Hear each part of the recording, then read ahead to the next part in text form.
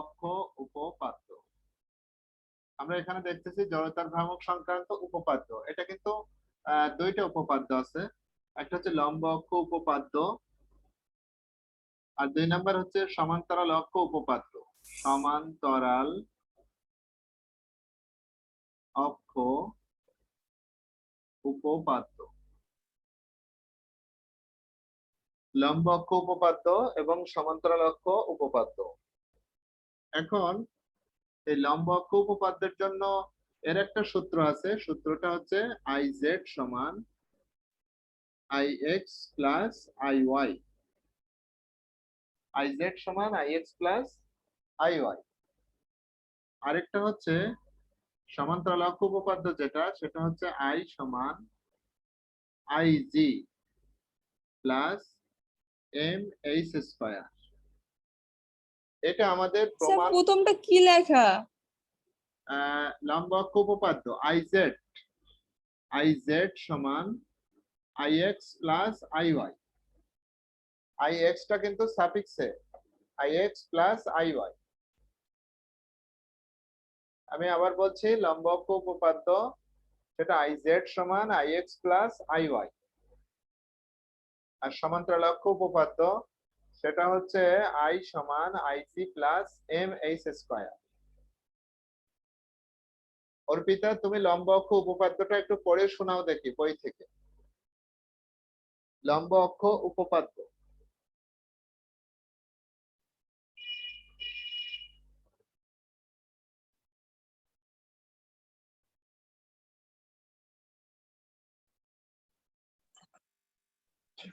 কোন সমতল পাতের তলে অবস্থিত দুটি পরস্পর লম্ব অক্ষের সাপেক্ষে ওই পাতের জড়তার ভ্রামকদ্বয়ের সমষ্টি হবে ওই দুই অক্ষের ছেদবিন্দু দিয়ে এবং পাতের অভিলম্বভাবে গমনকারী অক্ষের সাপেক্ষে পাতটির জড়তার ভ্রামকের সমান। হ্যাঁ, এখানে দেখো আমি একটা ছবি আঁকছি, তোমরাও এঁকে ফেলো আমার সাথে। আমি এটাকে X অক্ষ দিলাম, এটাকে আমি Y অক্ষ দিলাম, আরো লম্বা করে দেই, সমস্যা নেই। এদিকে আমরা এটাকে Y অক্ষ দিলাম আর এটাকে আমি Z অক্ষ দিলাম। এটাকে তো X অক্ষ, Y অক্ষ এবং Z অক্ষ। এটা হচ্ছে O বিন্দু। এখন এই যে জায়গাটা, আমি একটা বিন্দু বিবেচনা করলাম যেটাকে P বললাম, P।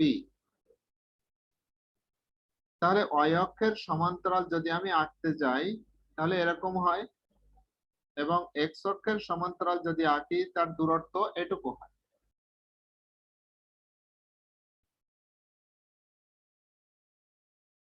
স্যার আরেকবার একটু বলেন ফার্স্ট থেকে। এখানে আমরা একটা ত্রিমাত্রিক কাঠামো বিবেচনা করলাম, একটা X, Y এবং Z। X, Y এবং Z। তো এখন এই কাঠামোর ভিতরে এটা যেহেতু একটা তল, ওই তলের উপরে P একটা বিন্দু বিবেচনা করে নিলাম, P। তো P বিন্দুটা যেহেতু তল বিবেচিত সেহেতু দুটো অবস্থা থাকে, একটা হচ্ছে X অক্ষ, মানে এইটুকু দূরত্ব হচ্ছে এটা X, আর এটা হচ্ছে Y। অনুরূপভাবে এই অক্ষটা যদি এর উপরে এভাবে পড়ে থাকতো তাহলে এটা হতো আমাদের Z। মনে হয় ছবিটা একটু ছোট হয়ে গেছে, আমি আবার একটু বড় করে দেখাই। এরকম দেখাই দেই একটু বড় করে।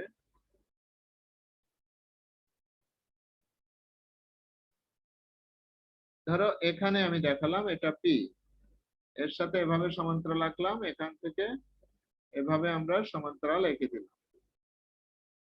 তাহলে এটা যদি X অক্ষ হয়, এটা যদি Y অক্ষ হয়, এটা যদি Z অক্ষ হয়, তাহলে এই বাহুটা কোন বাহু? Y অক্ষের সমান্তরাল, আর এটা হচ্ছে X অক্ষের সমান্তরাল। তাহলে এখান থেকে এটা এটা হবে আমাদের Z। এটা ছবিটা বোঝা গেছে?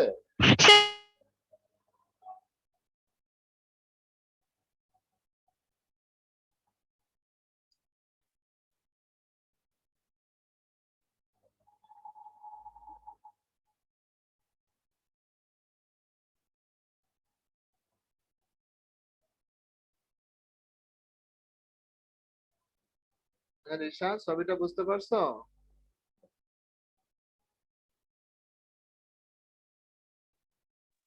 জি স্যার, পারছি।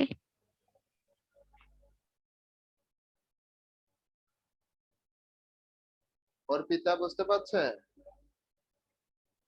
হ্যাঁ স্যার, বুঝছি। ফিজা?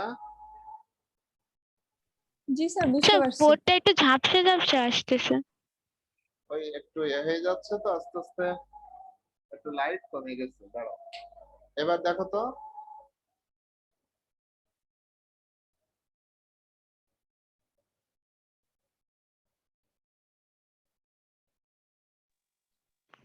স্যার আগের থেকে একটু ঠিক হয়েছে, পুরো পড়ি না।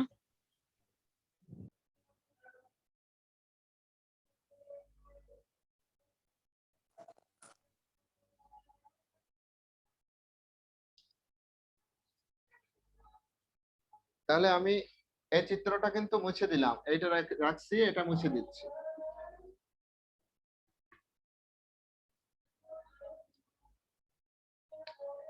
তো এখান থেকে আমরা দেখতেছি, দেখো, যে যদি আমাদের সূত্র অনুযায়ী যেটা বলছে সেটা হচ্ছে কি, আই জেড সমান, স্যার বোর্ড অনেক ঝাপসা দেখা যাচ্ছে।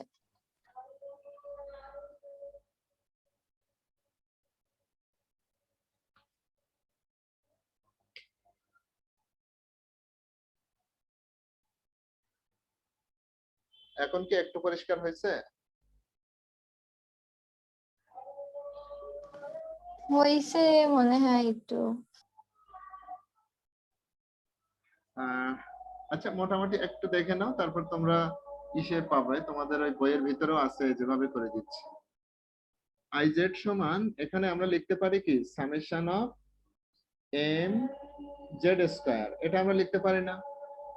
যেহেতু এখান থেকে এই অক্ষের মানে এই জায়গা থেকে এর দূরত্ব ছিল জেড, তাহলে আমরা কি লিখতে পারি, summation of M Z square মানে আই জেড, অর্থাৎ জেড অক্ষের জড়তার ভ্রামক।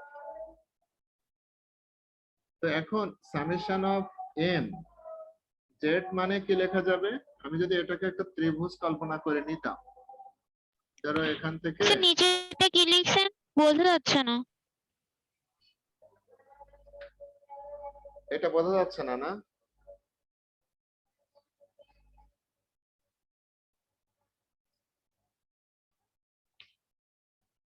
স্যার আপনি মুখে বলে দেন তাহলে হবে। জি, এখানে দেখো আই জেড সমান summation of M Z square, এটা দেখা যাচ্ছে একটু একটু। আই জেড সমান summation of M Z square, তাহলে summation of M Z square মানে কি লেখা যাবে, X square plus Y square. কারণ আমরা জানি এটা ছোট্ট যদি একটা ত্রিভুজ কল্পনা করা হয়, তাহলে পিথাগোরাসের উপপাদ্য অনুযায়ী এভাবে আমরা লিখতে পারি, জেড স্কয়ার সমান X square plus Y square. তাহলে এখানে summation of M X square plus summation of M Y square. এখন summation of M X square, এখান থেকে যে দূরত্ব summation of M X square, যেহেতু এক্স, এই দূরত্বটা এক্স, তাহলে এটা কোন অক্ষ ছিল, ওয়াই অক্ষ, তাহলে এর জড়তার ভ্রামক হবে I Y plus summation of M Y square, তাহলে এক্স অক্ষ থেকে এই পর্যন্ত দূরত্ব হচ্ছে ওয়াই, তাহলে এক্স স্যার অক্ষের, আরেকবার একটু বলেন লাস্টের টুকু।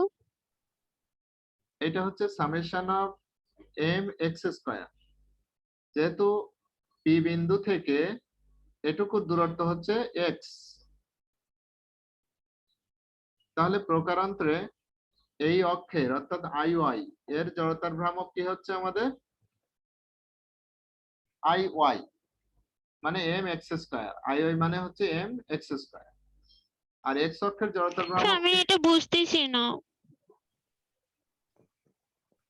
আমাদের জড়তার ভ্রামক কি ছিল, যে এখান থেকে একটা বস্তু একটা বস্তু, এটা এম ওয়ান, এটা এম টু, এটা আর ওয়ান, এটা আর টু, তাহলে যার দূরত্ব অর্থাৎ এই ভর থেকে এই পর্যন্ত দূরত্ব হচ্ছে আমাদের কি হতো তাহলে, আই ওয়ান সমান summation of M R1 M1 R1 এটা হতো না আমাদের M1 R1 স্কয়ার হতো কিনা?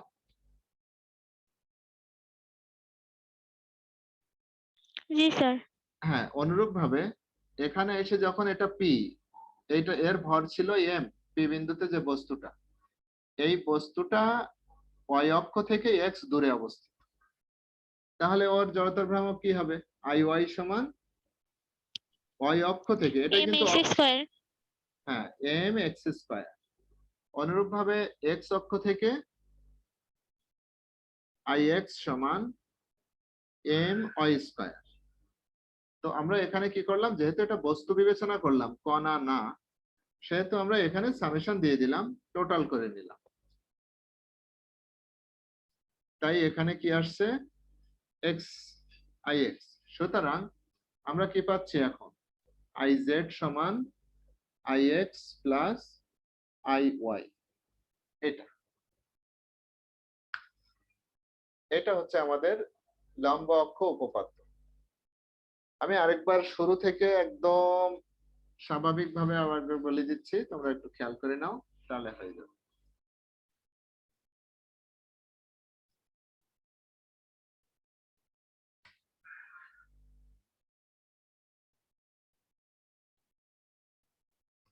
এক্স অক্ষ, ওয়াই অক্ষ, জেড অক্ষ। আমি বস্তুটা যদি এখানে নিয়ে নিতাম, এটা পি বিন্দু, তাহলে এখান থেকে এর যে দূরত্ব, অর্থাৎ এক্স অক্ষ থেকে এর দূরত্ব ছিল, এটা ছিল ওয়াই দূরত্ব, আর এখান থেকে এই দূরত্বটা ছিল এক্স দূরত্ব। এর ভর ছিল এম, এই বস্তুটার ভর। আর জেড অক্ষ কি ছিল? এখান থেকে এটা ছিল জেড, এটা কিন্তু জেড ছিল, জেড। এখন এই বস্তুর ভর এখানে আর অক্ষ হচ্ছে এখানে, তাহলে IY সমান কি হবে? IY সমান সামেশন অফ mx স্কয়ার। অনুরূপ ভাবে IX সমান সামেশন অফ my স্কয়ার। এভাবে আমরা পেয়ে গেলাম। আর মূল যে সমীকরণ ছিল, অর্থাৎ IZ মানে কি পাবো আমরা তখন বলো? IZ সমান সামেশন অফ mz স্কয়ার। তো আমরা জানি z স্কয়ার মানে হচ্ছে x square plus y square. তো এখান থেকে গুণ করে দিলে সামেশন অফ mx স্কয়ার আর সামেশন অফ my স্কয়ার, সাথে সাথে এটা মানে আসছে IY প্লাস IX, অর্থাৎ টোটাল রেজাল্ট আমাদের IZ সমান IX প্লাস IY। এই হচ্ছে আমাদের লম্ব অক্ষ যে উপপাদ্য ছিল, সেই উপপাদ্যটার ব্যাখ্যা। এটা কিন্তু প্রমাণ সহ ব্যাখ্যা, তবে আমাদের প্রমাণ কিন্তু অতটা জরুরি না, আমরা শুধু ওইটুকুই শিখবো। প্রথম দেখো তোমাদের বইয়ের ভিতরে ছবি দিয়ে আর সূত্রটা দেওয়া আছে একটুখানি, 2-3 লাইন বা 2 লাইন, ওইটাই আমাদের লাগবে। আমাদের পরের দিকে আর দরকার হবে না, এগুলো আমাদের এখন করতে হবে না। যখন অনার্স পড়বা বা কেউ যদি ফিজিক্সে কখনো পড়ো বা ইঞ্জিনিয়ারিং লেভেলে যখন যাবা, তখন আমাদের প্রমাণগুলো আসবে ওখানে, ওই ক্লাসের জন্য। এখন কিন্তু প্রমাণগুলো এই ক্লাসে পড়বে। স্যার, জি বলেন। আপনি যে একটু আগে ম্যাথটা দিলেন না, আমার কিন্তু অ্যান্সার ওরকম আসতেছে না। একটু আগের ম্যাথটা হ্যাঁ, ওই কত জড়তার জানি না। 800 আসতেছে। হ্যাঁ স্যার, আমার ওই একটু ভুল হয়েছে ক্যালকুলেশন, একটু আমি পরে মিলাইছি, 800 হয়েছে। 800 হয়েছে? আচ্ছা, আমি একটু দেখি তাহলে। জি 5 স্যার। টন, তাহলে আমাদের ছিল I সমান m k স্কয়ার। তো m মানে ছিল আমাদের 5 ইন্টু 10⁻3, তাই না? গুণ, ওটা কত সেন্টিমিটার দিয়েছিলাম মনে আছে? 40। 40, তাহলে 0.4 স্কয়ার। তাহলে হবে 5 ইন্টু 10⁻3 স্যার গুণ, 800ই হচ্ছে। হ্যাঁ 0.16, 4 4 16, 5 16 80, অলরাইট 800। তাহলে 800 হচ্ছে, কিন্তু তোমরা একটু ঠিক করে নিও সবাই, কেজি মিটার স্কয়ার হ্যাঁ 800, স্যার, ঠিক আছে? এটা উত্তর কিন্তু 800। এই অঙ্কগুলো বইতে কিন্তু নেই, আমি জাস্ট অঙ্কটা দিয়েছিলাম তোমাদের হিসাব অনুযায়ী, তোমরা হিসাব করে দেখার জন্য, কিন্তু তোমরা ভুল অ্যান্সার দিয়েছো সবাই প্রায়। যাই হোক, পরবর্তীতে সংশোধন হয়ে গেছে, এর জন্য ধন্যবাদ সবাইকে। একজন কে চলে গেল, কে? ফাতিমা।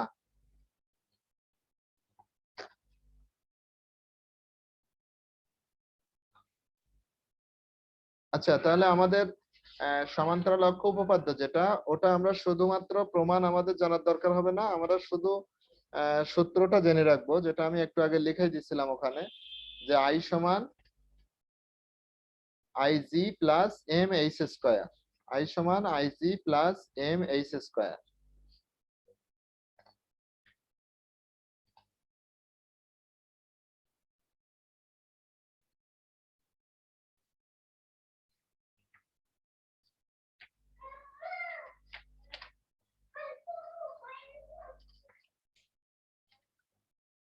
আচ্ছা, বাড়ির কাজ একটু লিখে নাও তো বাবা, সবাই একটু বাড়ির কাজগুলো একটু লিখে নাও।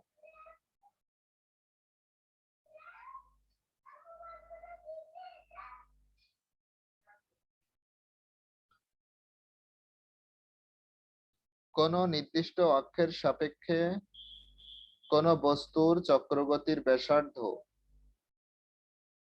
0.5 মিটার বলতে কি বোঝো? কোন নির্দিষ্ট অক্ষের সাপেক্ষে কোন বস্তুর চক্রগতির ব্যাসার্ধ 0.5 মিটার বলতে কি বোঝো?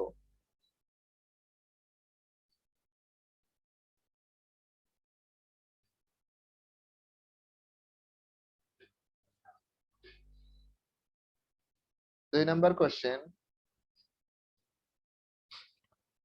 কোন বস্তুর ভরবেগ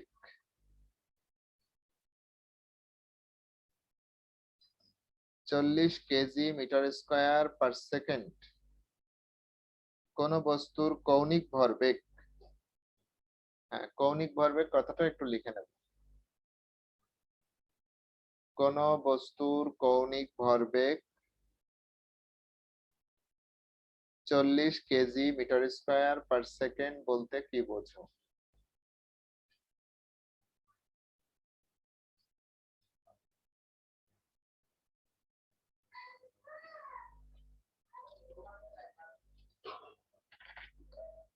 এর পরের কোশ্চেন,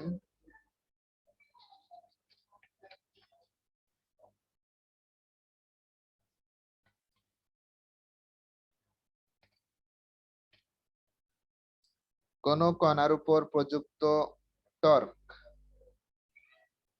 কোন কণার উপর প্রযুক্ত টর্ক 30 নিউটন মিটার বলতে কি বোঝো? কোন কণার উপর প্রযুক্ত টর্ক 30 নিউটন পার মিটার বলতে কি বোঝো?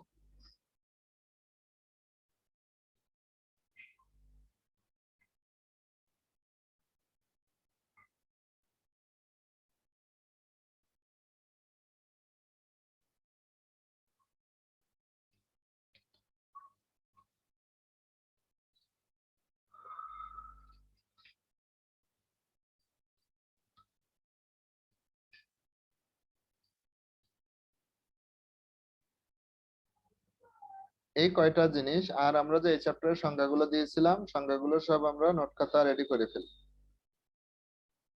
আচ্ছা, আর হচ্ছে এখন আমরা যে পর্যন্ত কাজ করে ফেলছি, তাতে আমরা এই অধ্যায়ের অনুশীলনীর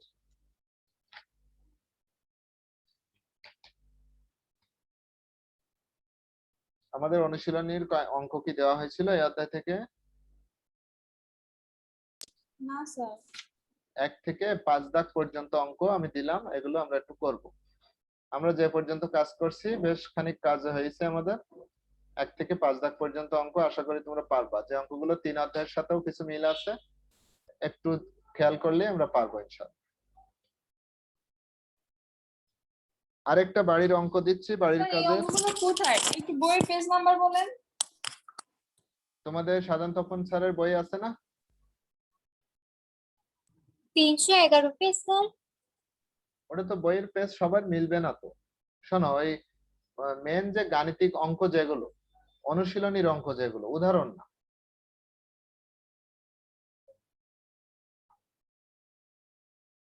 1 থেকে 5। জি, 1 থেকে 5 আমাদের প্রত্যেক চ্যাপ্টারের যে অঙ্কগুলো থাকে ওই অঙ্ক মানে মানে দেওয়া না, যেগুলো আমরা করি এমনি আলাদা, জি জি যেগুলো শুধু মানে যেগুলো আমরা নোট, বিস্তারিত দেয় যেগুলো। হ্যাঁ যেগুলো নোট খাতায় উঠাই আমরা, ও ওই অঙ্কগুলো।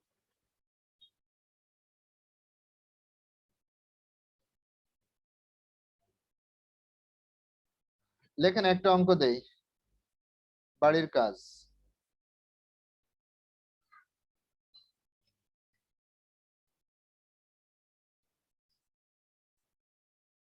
একশো 42 সেন্টিমিটার এবং 22 সেন্টিমিটার ব্যাসের 142 সেন্টিমিটার এবং 22 সেন্টিমিটার ব্যাসের দুটি বৈদ্যুতিক পাখা বানানো হলো।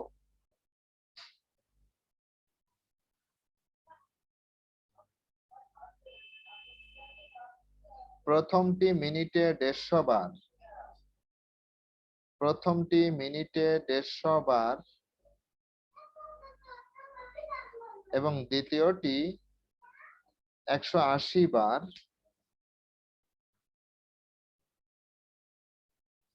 ঘোরে।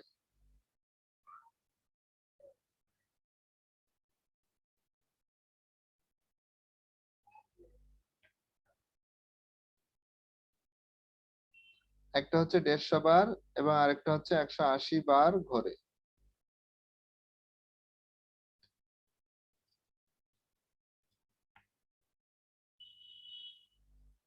সুইচ বন্ধ করার 2 সেকেন্ড পর উভয় পাখা থেমে যায়। স্যার আরেকবার বলেন। সুইচ বন্ধের সুইচ বন্ধের 2 সেকেন্ড পর উভয় পাখা থেমে যায়।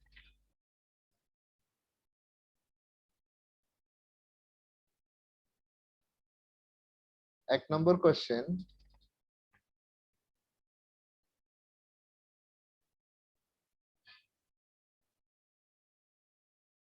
প্রথম পাখার কৌণিক বেগ কত?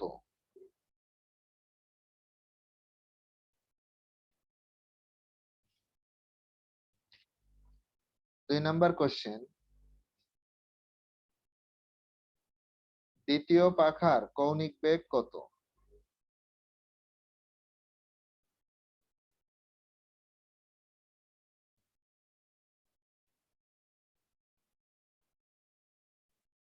তিন নম্বর কোশ্চেন, প্রথম পাখার কৌণিক মন্দন কত? 4 নম্বর কোশ্চেন, দ্বিতীয় পাখার কৌণিক মন্দন কত?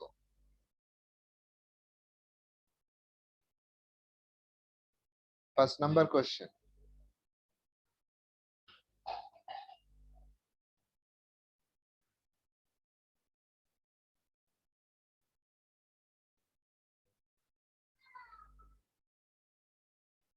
প্রথম পাখার কৌণিক সরণ কত? 6 নম্বর কোশ্চেন, দ্বিতীয় পাখার কৌণিক সরণ কত?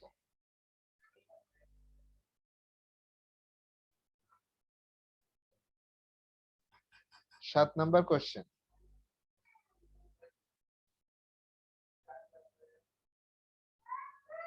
থেমে যাওয়ার আগে প্রথম পাখাটি কতবার ঘুরবে?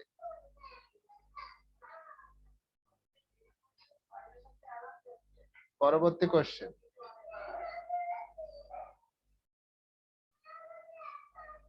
দ্বিতীয় পাখাটি কতবার ঘুরবে?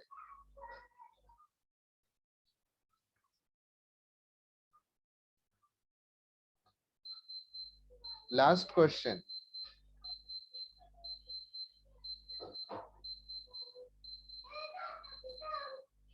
থামার পূর্বে উভয় পাখা কি সমপরিমাণ ঘুরবে? এই হচ্ছে আমাদের আজকের কাজ। থামার পূর্বে উভয় পাখা কি সমপরিমাণ ঘুরবে?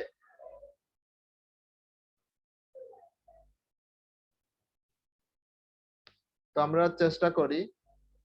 আর নেক্সট দিন আমাদের তো এই টাইমে থাকবে নাকি ইনশাল্লাহ? জি স্যার। আচ্ছা, আর যখন পরিবেশ পরিস্থিতি যখন দেখা যাবে যে একটু ভালো হয়েছে, তখন আমরা আবার ফিরে যাবো ইনশাআল্লাহ।